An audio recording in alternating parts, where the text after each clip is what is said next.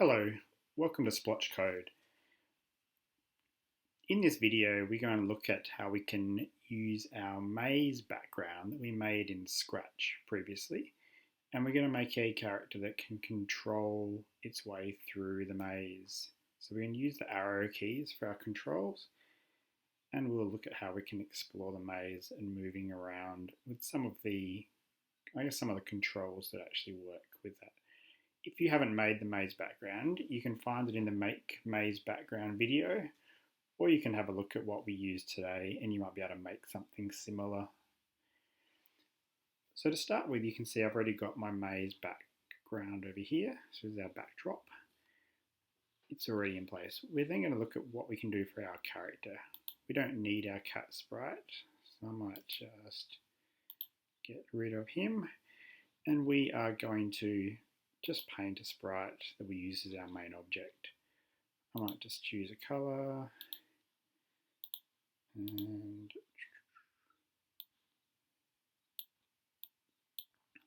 there we go. So we'll call this our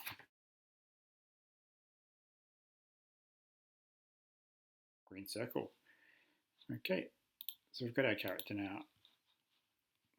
We're going to look at our control event.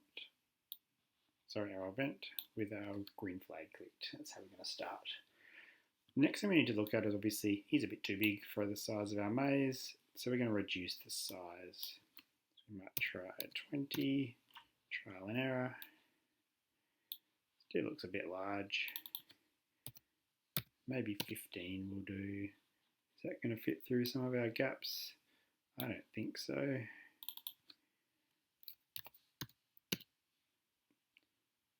We'll try 10. There we go. After dragging across our green flag clicked, we need to choose where we want our character to start. So we can see here, if we look under the motion tag, it'll actually show the X and Y coordinates where it is at the beginning. So we're just going to click go to, and that's our X and Y. The next thing I'm going to look at is how we're going to use our arrow keys to control our object. So we're still in our sprite 1. And this is going to be our main object. So our arrow keys are going to be listed under, we're going to use an if command, I'm going to use an if then. Okay, we'll use this and then we'll use our arrow keys, which are under our sensing. So we can see if key pressed then. So what I'm going to do, I'm going to set up 4 of these for our 4 different arrow key options. So we're going to have our up, our left arrow, right, and down. So we've got those here. What we then need to look at is what's going to happen when we hit that key. So we're going to look at some motion controls. So I'll show you our down arrow to start with because I can demonstrate that with our character. So we're going to have our point in direction is going to be one of our main bits of code, and we're going to then tell it how far it's going to move when it's pointed in that direction. Okay, this is currently set to 90. With our arrow key, we want it down at 180 for down because that's going to be heading straight down the page. And instead of 10, I'm going to drop this to 6 steps. And this is something you can do a bit of trial and error and work out how far you want it to go. But I like using about 6 for this type of task. We do need to put that inside a nice big forever. So let's just do a test with our down arrow, green flag clicked. Oh, there it goes, down the page. If I just tap the key, it moves a little bit. If I tap and hold, it keeps on going. Okay, so if I go back to the start, we might take that out just so I can see. So we're going to put point in direction and move, and we're going to put this into each of our other bits of code here as well. So I'm just going to duplicate that. So right click, duplicate, right click, duplicate, and pop this one back in where it was. But we need to change our direction. So up is going to be 0, right, you can see the arrow pointing to the right, 90, left, arrow pointing to the left, which is minus 90, and we already had our down pointing at 180. So there we've got our 4 ifs. Now the problem we're going to have right now is if we put these all in place with the right arrow, for example, it's just going to go straight through the lines. That doesn't help. That's not how we want it to work. So we need to tell it what to do, okay, when it hits a line. So I'm just going to keep this out here because we're just going to copy a little bit more code in to each of these commands. Okay, so what we need now is we're going to use an other if then, which I'm just going to pop here, and it's going to be to do with the color of the wall. So we're just going to put an if then, and this time another sensing command. We're going to choose if it's touching a certain color, then it's going to do something. And we can go and choose our color from the walls. We know they're black. And then we're going to tell it what to do when it touches that wall. Okay, so this is something that, from my experience, this is a good way to do it. And it sort of creates a bit of a bounce back. So they're going to hit the wall and they're going to bounce back a little bit. It means that our object isn't going to get stuck against the wall. So we're going to change our X and we're going to change our Y. And if you remember, our Y is our up and down, and our X is left and right across the page. So depending on whether we're going up, down, or left, right, we're going to change an X coordinate or we're going to change a Y coordinate. Okay, so we're going to drop the X in here, and we're going to do changing X by 7. So that's going to mean it's going to move across the page this way by 7. Okay, so if we want it to go that way when it hits a wall, it means it's hit a wall on the left, so the opposite way. So this if is going to go in here after our move steps. But before I do that, I'm just going to do a little duplicate of it.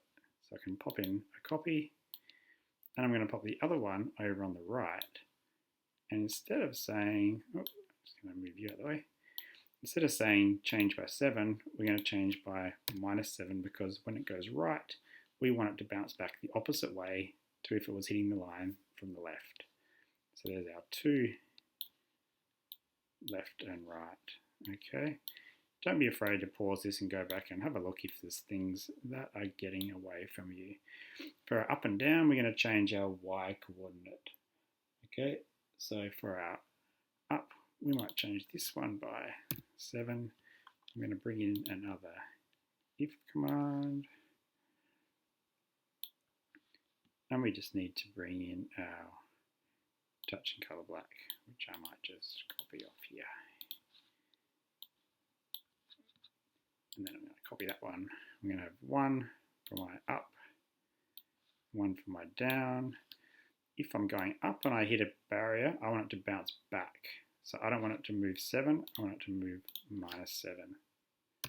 If I'm moving down and I hit a barrier, it's going to bounce back up. So it'll be a 7, which it already is.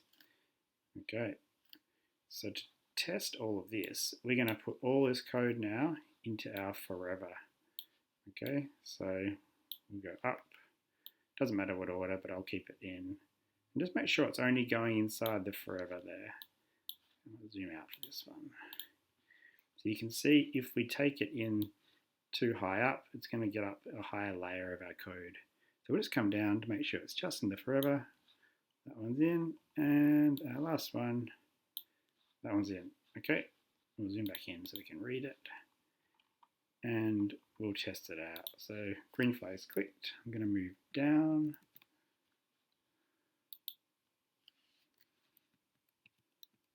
There we go, down to the right.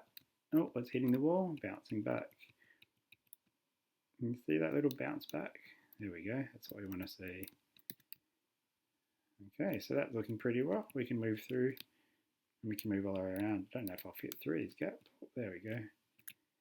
Some of these gaps are a bit small. Maybe even it's too small for my character. I can always change the character size. So, there we go. Still too small. Change it again. It's a good way to practice learning how the different controls work. There we go. I don't think that's cheating. That's just using the code. And we can get all the way to the middle. Hooray. Okay, so that's one way to create our controls. What I would like to do though is perhaps think about if this is on a different background. I might change our sprite size back up to about 15. There he is. Now in our backdrops, I've actually put in a new maze backdrop, which is one I'm going to experiment with, which is one I've played around with before. It's a bit more complex. It looks a bit, looks pretty cool. Looks pretty fancy. So I've just clicked that one on, and when we go back to our code, you'll see it here. Now I'm going to look at my sprite and think, okay, he's a bit too big for this maze too, so I'll drop him down to about 8. Okay, there we go. Now for this one, our starting point here might change. So I'm just going to drag it out. If we go over to our motion, we can see that we've got a new go-to point. Okay, so we're just going to, I could have just copied that in, but I'm just going to put this code in, get rid of that code, and bring it up here. Now we can use our same command controls. Oh, you can see we've got a few little glitches, but for the best part, it's doing pretty well. I can move my way through. I've played this maze before, so it makes it a bit easier for me. But anyway, we can move all the way through the maze. So that's basically how we can create some controls to move around our maze. There's certainly other things we could put in there. We could put a little command at the end when we've finished. We could tell it to say hooray, and we could make it play a song. And that's something we can certainly explore some more. Don't be afraid to try different sprites. You can try different sprite sizes to change your object and make it fun. I think you'll find with this one, the smaller they are, they're pretty nippy little sprites. The smaller they are, the better they work. Try some other projects that might involve arrow key controls, and mazes are great fun. So even making a maze like this, making your backdrop with your own maze, make some curved mazes instead of just straight mazes. There's all sorts of ways we can do this. So I hope you've enjoyed that, and hopefully you can take some of these skills and use them in your own activities. And thank you for watching Splotch Code.